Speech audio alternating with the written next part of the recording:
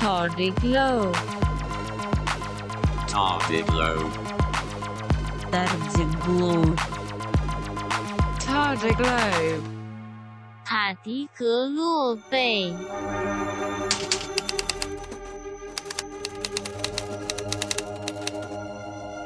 Bon, tout d'abord, Elisabeth, je te remercie d'avoir dit oui spontanément pour participer à l'aventure du Tardiglobe, parce que pour moi, tu es vraiment un personnage clé et on va comprendre pourquoi. Avec grand plaisir.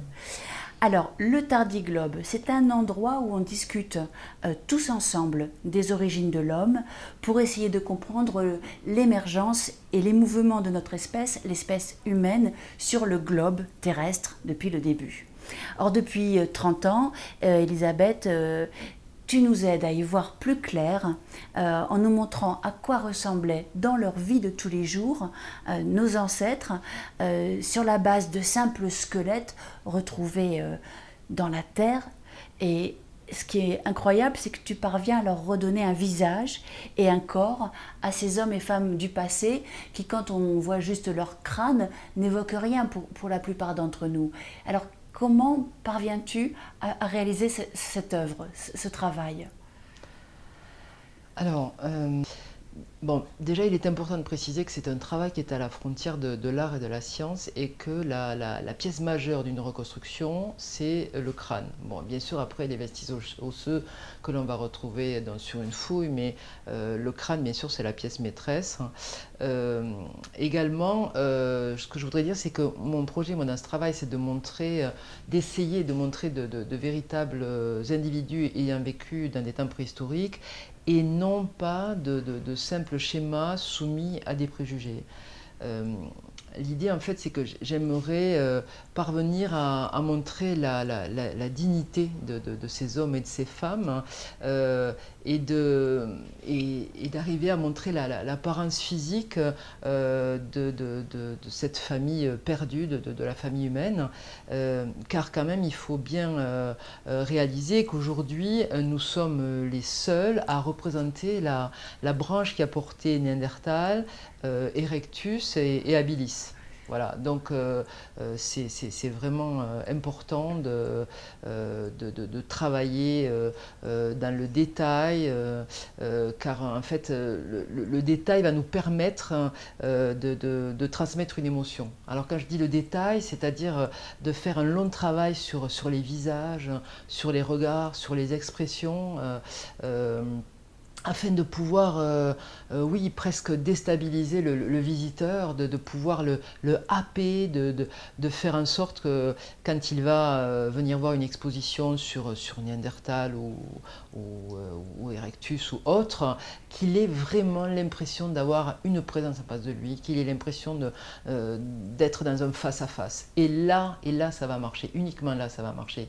C'est-à-dire que ça va l'amener à s'interroger voilà, ça va stimuler une interrogation dans son cerveau sur les origines. Et ça, moi, je pense que c'est un pari gagné parce qu'en fait, s'il arrive dans ce musée ne sachant rien, et n'étant pas spécialement intéressé par les origines de l'homme, s'il se trouve face à un Erectus en se disant « mais c'est pas possible, mais ce type, on dirait qu'il est vivant, mais qui était-il, que mangeait-il, comment vivait-il, quelle était sa culture ?»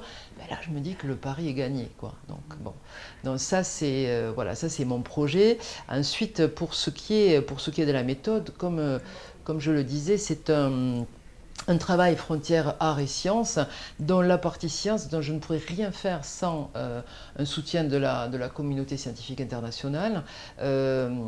Alors, d'une part, ils me fournissent les beaux moulages d'hommes fossiles, parce que ça aussi, c'est pas évident à se procurer.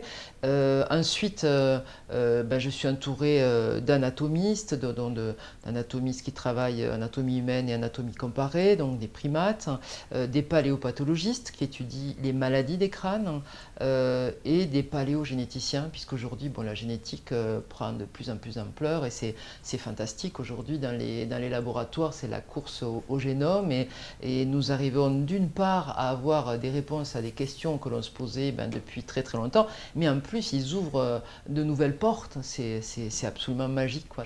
Et Elisabeth, il faut aussi préciser qu'en dehors de l'apport essentiel des scientifiques du monde entier, tu travailles avec la gendarmerie et avec les criminologues. Est-ce que tu peux nous expliquer ça?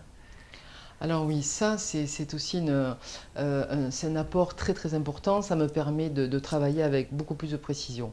Alors voilà, la méthode, c'est que je travaille avec l'Institut de recherche criminelle de Rosny, avec l'anthropologue médico-légal Jean-Noël Vignal. Je lui confie le crâne sur lequel je dois travailler. Donc, encore une fois, je précise que ce crâne doit être soit un sapiens de la préhistoire, soit néandertal. Je ne peux pas aller dans des périodes de 3 millions d'années comme Lucy Watt, puisque là, ce serait ridicule, nous n'avons pas d'éléments de comparaison. Son premier travail va être de prendre des mesures anthropométriques et, après observation, de définir s'il s'agit d'un mâle, d'une femelle, d'estimer un âge au décès, soit par les structures crâniennes si elles sont là, soit par la dentition. Nous allons également avoir un rapport de fouille qui va donner quelle était la faune associée. Je vais également tenir compte bien sûr de son milieu environnant, donc le climat, s'il y avait beaucoup de gibier, voilà. Et à partir de là, je vais donc encore une fois, intégrer tous ces paramètres dans le visage. Voilà. Alors, dernière question. Bon, d'abord, merci d'être dans le Tardiglobe, mais qu'est-ce qui t'a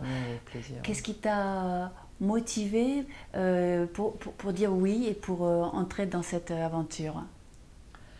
Mais ce qui m'a motivé, c'est bon, d'abord j'ai plein de copains qui participent au Tardiglobe et je pense que c'est fantastique comme aventure et particulièrement utile pour amener, pour éduquer les enfants, pour les instruire et pour les amener à s'interroger, pour essayer justement de ne pas les laisser s'engouffrer dans des idées complètement fausses, dans des préjugés insupportables. Voilà, si tout de suite ils pouvaient comprendre le scénario avec les éléments que nous avons aujourd'hui, ça serait merveilleux, parce que ensuite il faut faire machine arrière, et puis voilà, ça implique des comportements très très bizarres.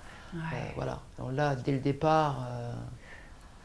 poser les bases. Poser les bases. Du moins celles qui nous sont accessibles. C'est primordial, c'est primordial.